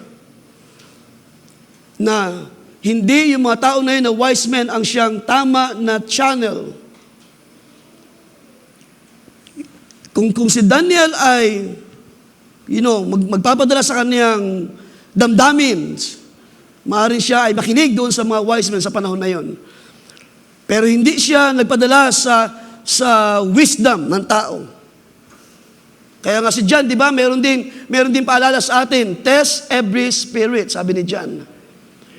Huwag tayong madaling madala ng mga hangin, ng mga turo at aral sa ating panahon, ng mga gawa ng diablo sa ating panahon, ng mga pandaraya sa panahon, even in praise and worship. May mga paalala minsan ng mga magagawa, piliin yung mga awit na uugba, aayon sa narapat na awitin natin. So hindi lahat ng awit na inaawit sa ating panahon, especially yung mga denominations. Kung kinakailangang i-correct yung lyrics, i-correct yung words, minsan may mga songs na itinataas ang Trinity.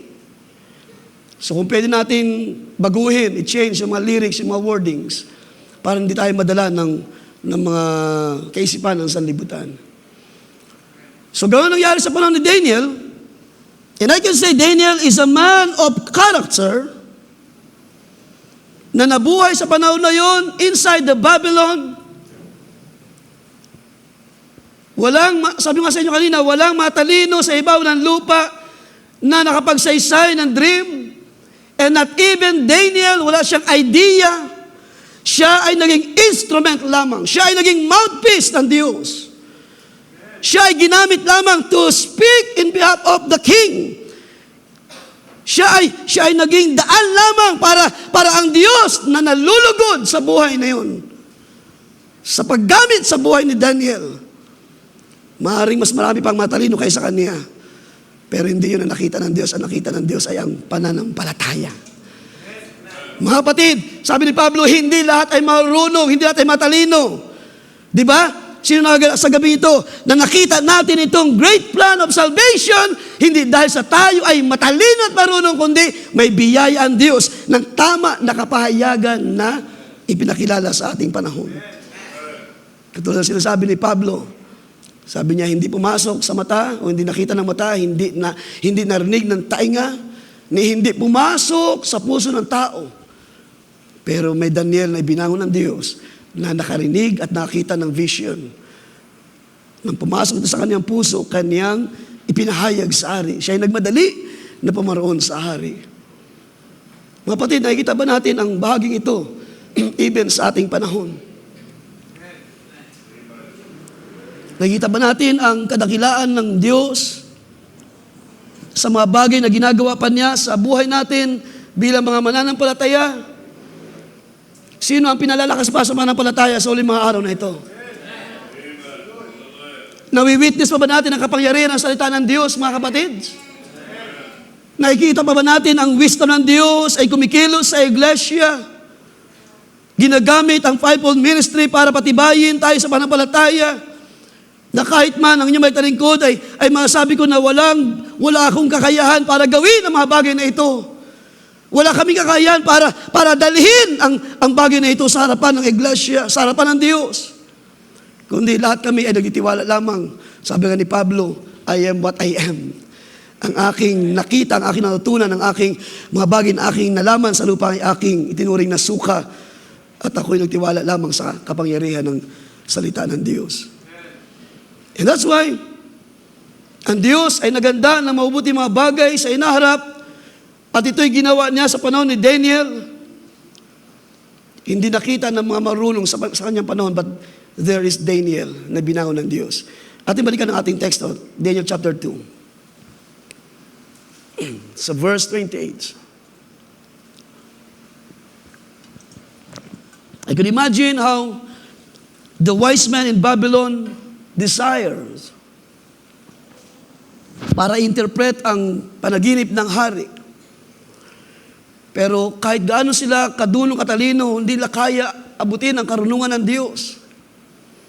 Pero mayroong isang Daniel na binangon sa panahon na yun, at ang sabi diyan sa verse 28, however, there is a God in heaven who reveals secrets.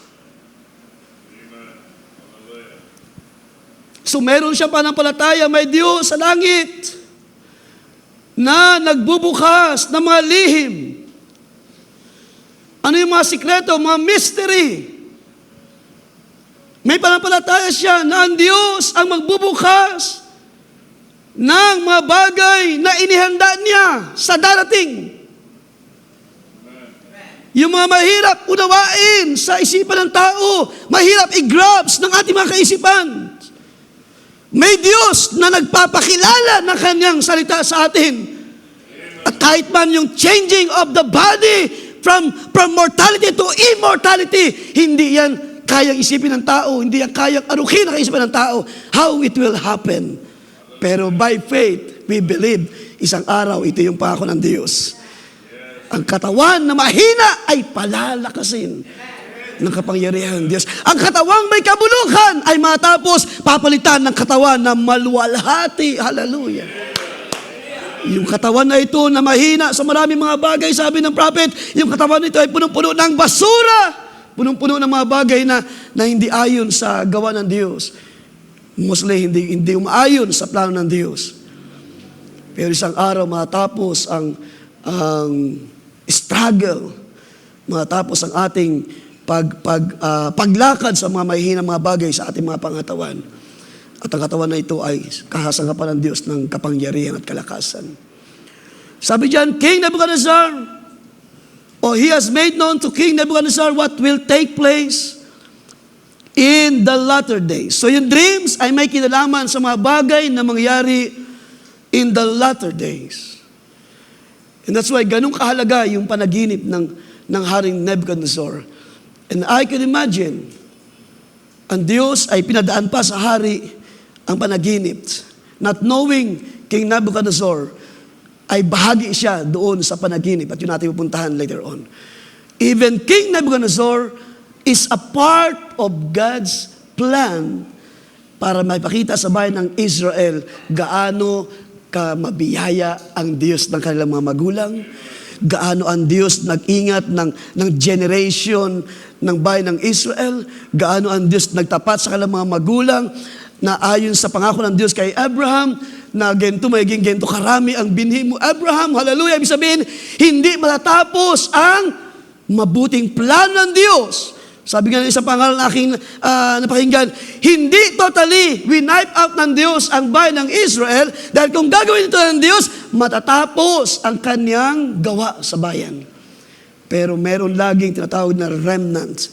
Laging merong mga pinili ang Diyos para manatili at tatayo sa kanyang mga pangako. At isa na rito si Daniel na may tama na character, hallelujah, pagdating sa pagsunod sa Diyos. Meron siyang lubos na pagtitiwala. Ang aking Diyos ay kaya niyang isaysay ang mga bagay na lihim. Kaya niyang ipahayag ang mga bagay na hiwaga sa paningin ng tao. Ang Diyos ay may magagawa sa mga bagay na ito. Sabi diyan, that will take place in the latter days. So this was your dream and the visions in your mind while on your bed. Basahin natin ulit yung verse 21, mga kapatid, makikita natin. Ito yung declaration ni Daniel. Ano yung kanyang pinahayag? That God changes the times and the seasons. Wala tayong direct na control sa mga times and season. Kaya nga lagi ang sinasabi, kung luluobin ng Diyos. Kapag meron tayong plano, meron tayong panalangin, huwag natin idepende sa times and season. Only God knows times and season. Hallelujah! Ang gagawin na natin, magtiwala tayo, may gagawin ng Panginoon. Meron siyang pangako, hallelujah. Meron siyang inilaan na mabubuting bagay para sa atin, hallelujah. Believe, and all things will be possible sa lahat ng bagay. Huwag lamang tayo mag-alinlangan, sabi ng Panginoon. Huwag lamang tayo magdalawang akala, sabi ng Panginoon. Only God can change the times and seasons, sabi diyan. And God removes kings and raises up kings. Kaya kahit anong reklamo ng mga tao, kahit anong reklamo ng mga tao sa government, kung hindi ang Diyos, magpahintulot na ito'y maalis at palitan ng bago. Kaya kanina, napanood ko dun sa hearing sa lower house, na-dismiss ang impeachment para sa Pangulo. So walang magawa yung mga nag-file ng impeachment against the President. Maliban ang Diyos ang magpababa sa Pangulo, walang magagawa ito mga tao. Di ba? Nakakalungkot ba na parang pinipilit ng ilan na pababain ang Pangulo without, sabi nga ni, share ko lang, hindi naman tayo mga politician. Sabi nga ng isang, tawag na yan, si De Lima, to be specific, sabi niya, hindi talaga in substance yung mga tawag niyan, yung mga reklamo, yung mga sumbong against. At totoo naman yun, by scripture, sabi ni Jesus, even Jesus, 2 or 3 witnesses para ma-establish ang isang bagay. So what the point is, wala tayong magagawa kung ito yung government, ang Diyos ang naglagay, nagpahintulot, ang atin lamang magagawa is to pray for the government. That's the scripture. Igalang ang gobyerno, kilalanin ang pamamahala, at kung mag-aabuso ang mga tao, ang Diyos ang hahatol sa mga tao. Dahil ang Diyos ang naghahayag ng even ng mga bagay sa madilim na bagay, ang Diyos ay mayroong mata para makita ang mga bagay na ito. Para expose ang mga bagay na ito. So the same thing sa panahon ni Daniel, God changes times and season, God removes kings and raises up kings. So only God can do this, mga kapatid. Ang Diyos lamang ang may kapangyarihan para gawin ang mga bagay na ito. At gayon din naman sa ating panahon. Hindi tayo lumitaw sa mga panahon nito sa ganang ating sarili, mga kapatid. Huwag natin kalimutan na hindi sa iyo, sabi ni Pablo, hindi sa Kanya, sabi ng Diyos, hindi sa Kanya na pumaparoon at pumaparito, kundi sa Diyos na gumagawa.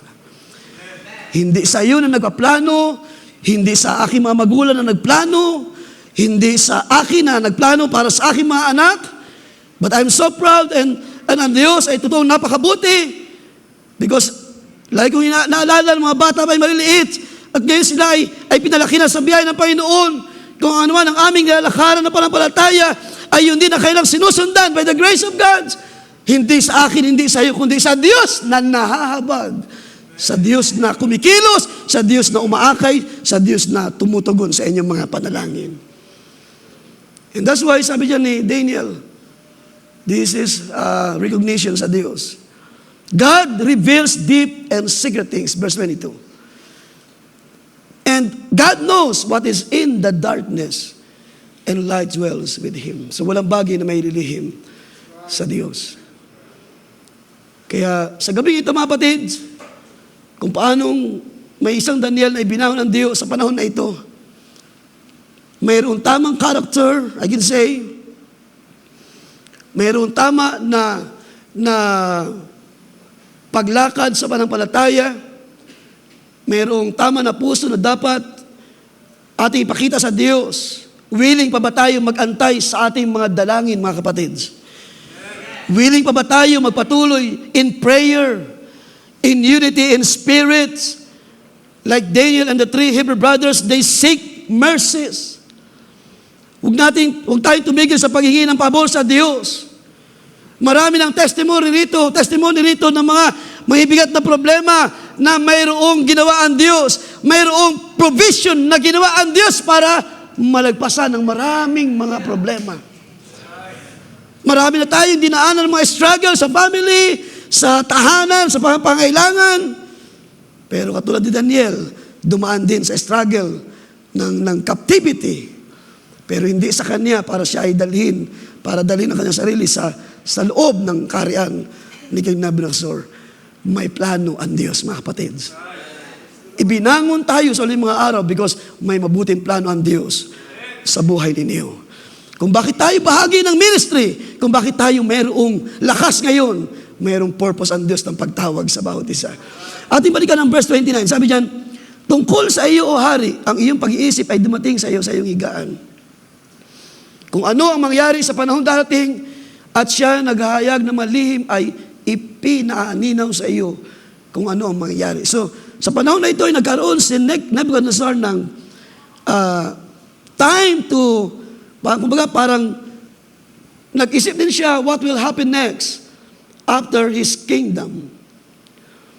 Ano mga bagay na mangyayari pa pagkatapos ng kanyang paghahari sa panahon na iyon, na it turned out, later on makikita natin kung anong klaseng kaharian meron si King Nebuchadnezzar. May isang bahagi doon gusto kong sabihin sa inyo. Siya ay binigyan ng Diyos ng dominion or kapamahalaan in everything. So, ibig sabihin, naghari siya ng isang hindi birong paghari sa time na yun na siya ibinangon ng Diyos. Now, sabi dyan, tuloy natin.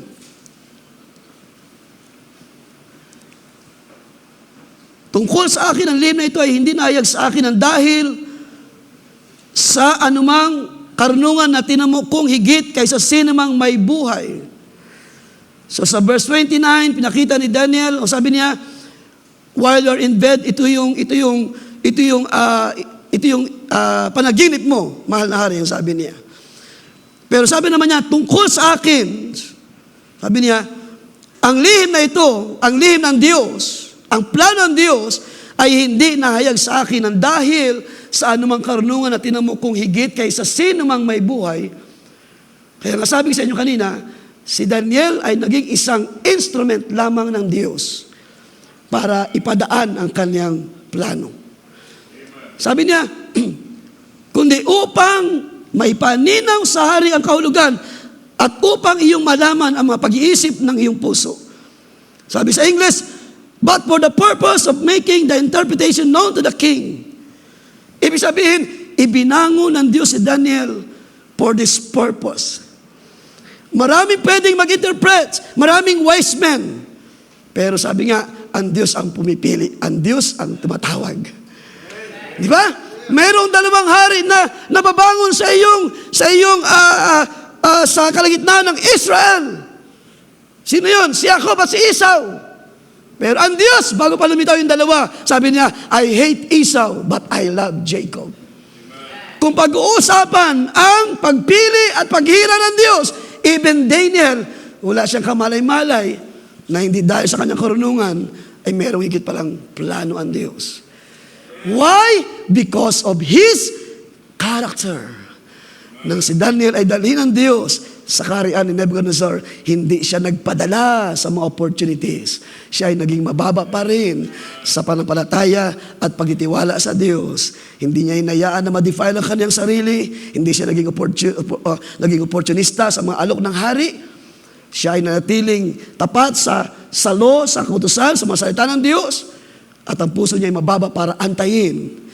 Hindi sa tao, kundi sa Diyos ang pagpapahayag ng mga bagay na lihim, ng mga sekreto. And that's why sa ating panahon, tayo magtatapos mga kapatid. Ay sabihin ko rin na hindi sa magitan ng mga lingkod ng Diyos, ang paglago ng karunungan ng iglesia, ng mga mananampalataya, hindi sa magitan ng fivefold ministry, hindi sa kung ano yung uri ng buhay na mayroon ng mga lingkod ng Diyos. Remember, sa panahon ni Samuel, tayo ay pwedeng tumingin sa appearance ng tao, pero ang Diyos ay tumitingin sa puso na sumasampalataya. And it's about time na rin na makita natin kung tama ang ating karakter ng paglapit sa Diyos. Now listen church, sabi nga ng ating pangaral na Sunday, ang Diyos ang nagtataas at ang Diyos ang nagbababa. Ang nagpapakumbaba ay itinataas ng Diyos at ang nagmamataas ay ibababa ng Diyos sa mga araw. And if we humble ourselves enough para hingin sa Diyos ang favor with all of our prayers and desires, tigilan na natin na magtiwala tayo sa ating sariling kaya. Ipagkatiwala natin sa Diyos ang mga bagay na ating mga kahilingan sa gabing ito. Huwag na tayong masyadong magtiwala sa kaya ng minsan sa mga mahal sa buhay, sa mga kakayaan ng mga magulang, lalo na kung tayo ay merong background na maayos ang kalagayan ng family. Pero wala nang ibang mas mainam pa kundi magtiwala ng lubos sa Diyos. And like Daniel, even Daniel, sabi sa ating binasa last time, si Daniel, sabi doon, balikan ko lang yun, that God gave Daniel wisdom. Chapter 1 ng Daniel. Anong version? Sa mga unang matalata na nabasa natin last time, that God gave Daniel wisdom and knowledge and skills. Pero doon sa kanyang declaration, nang siya ay nag-bless sa Diyos, nang sabi niya doon, that wisdom and power only belongs to God. Kahit man si Daniel ay mayroong karunungan na adapt o tinanggap sa lupa, hindi pa rin yun na naging basihan ng Diyos. Dahil wala yung kinalaman sa purpose ng pagpapahayag ng Diyos. Dahil ang pagpapahayag ay mismo ang Diyos ang nagsasalita, ang Diyos ang nangungusap. And that's why sa ating panahon, kung ating bababa, patuloy ating mga sarili. Kaya sabi dyan, ating punta ng verse 30, but as for me, sabi ni Daniel, so tingnan natin ang isang magandang katangian dito ni Daniel.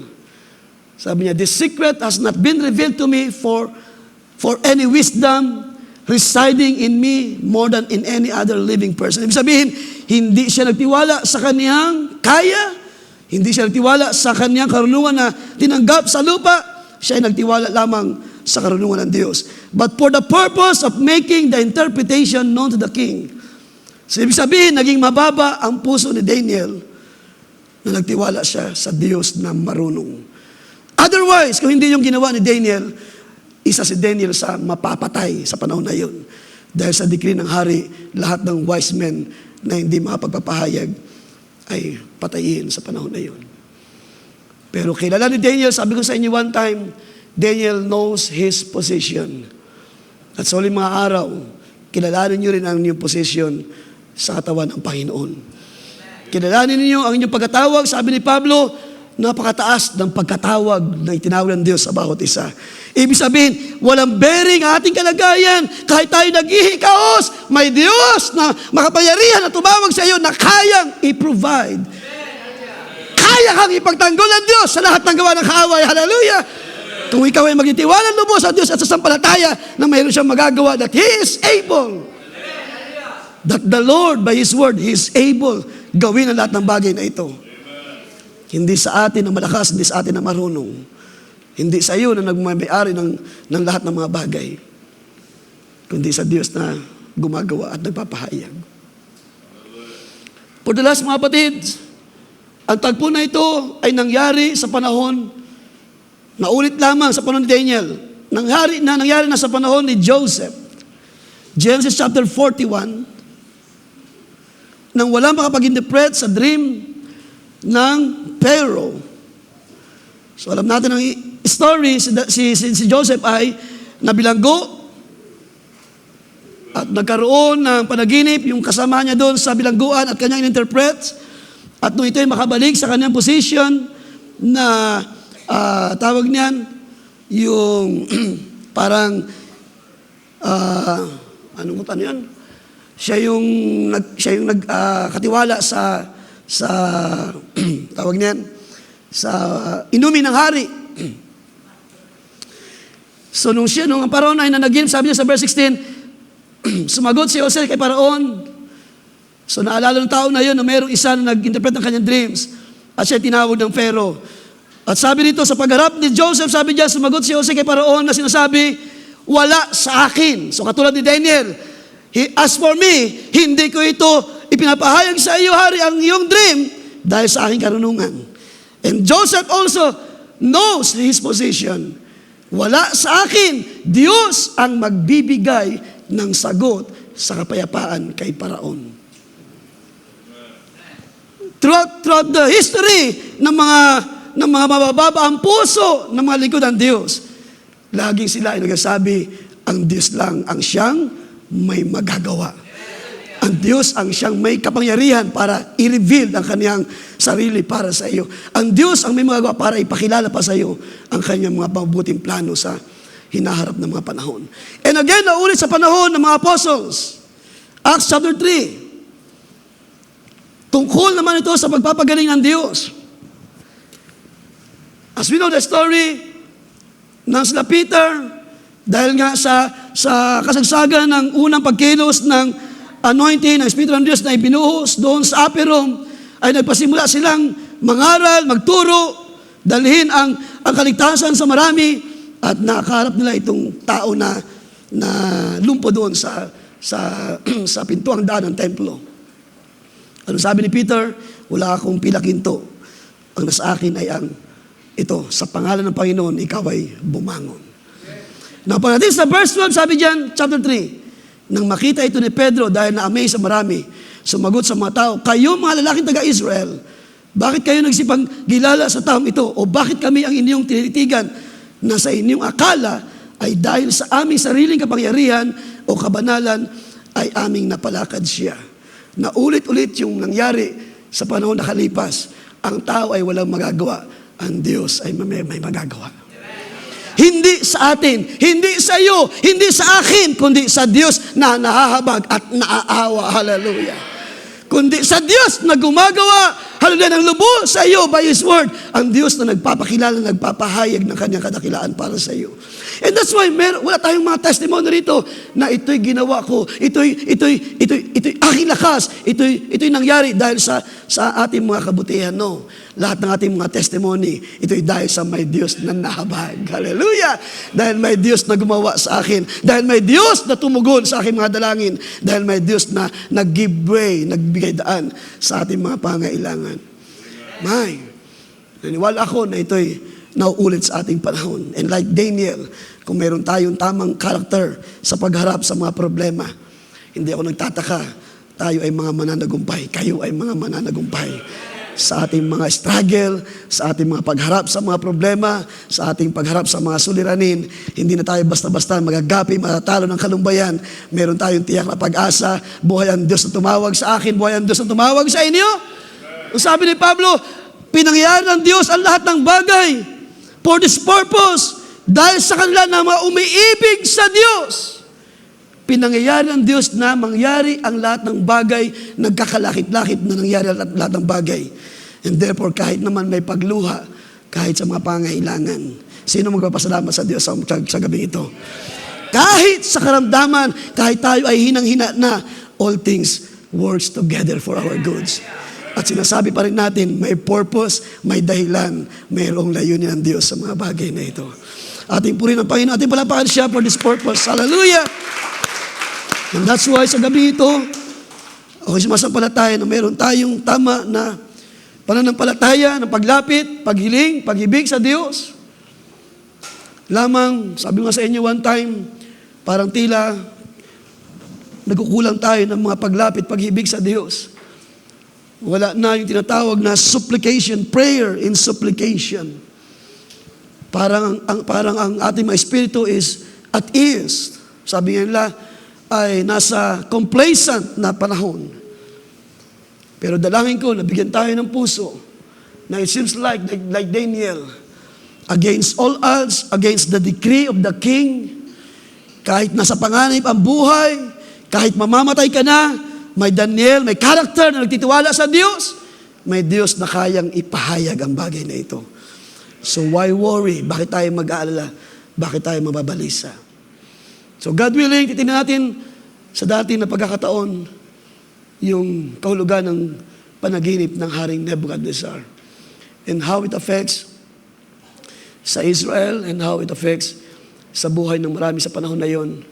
Because before the kingdom of Babylon ay dumating, walang mga kaharian na malaki na nakaharap ang bayan ng Diyos, ang bayan ng Israel. Mayroong mga nations, mga maliliit na mga bansa doon sa Promised Land na later on ginapi ng Diyos, ginapi ng Israel. Pero there was not a time na katulad ng panahon na ito na bumangon ang mga makapangyarihan na kaharian sa panahon na iyon. And si Haring Nebuchadnezzar, sabi nga sa inyo, ay isa sa mga bahagi doon sa plano ng Diyos. So we will continue it on verse 31 na tayo.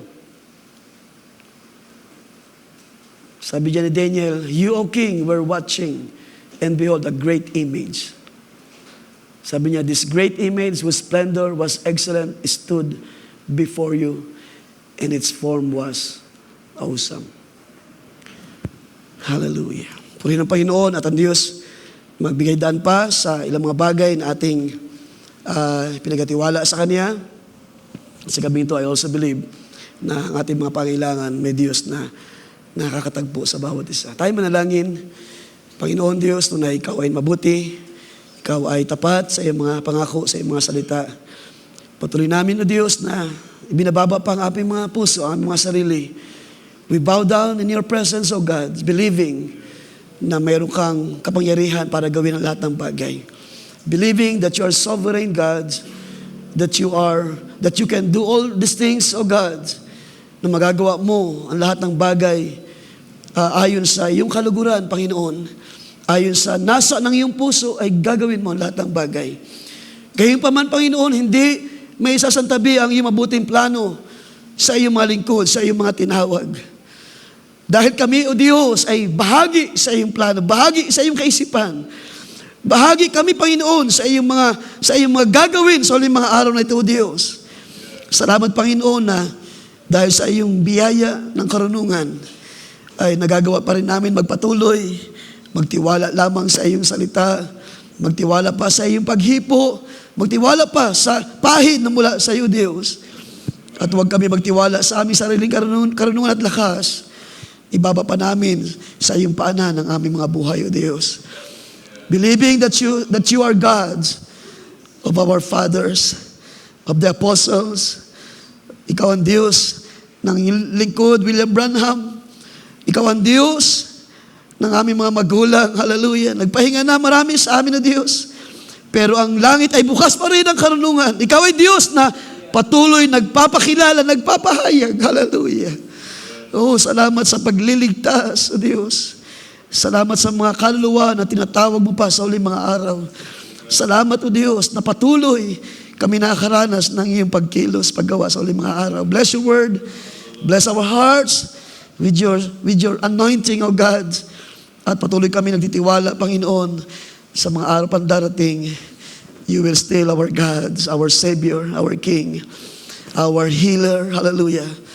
Ikaw ang Diyos, ang lahat-lahat sa amin. Panginoon, sa iyo lahat ng kapurihan, kalwalatian, at ang bawat isa ay aking tinataas ay pinagkatiwala ang lahat ng bagay. Binabalik sa iyo ang purit na salamat at pagdakila, katastaasan sa tanging pangalan namin, Panginoong Kristo Jesus. Everybody say, Amen and Amen.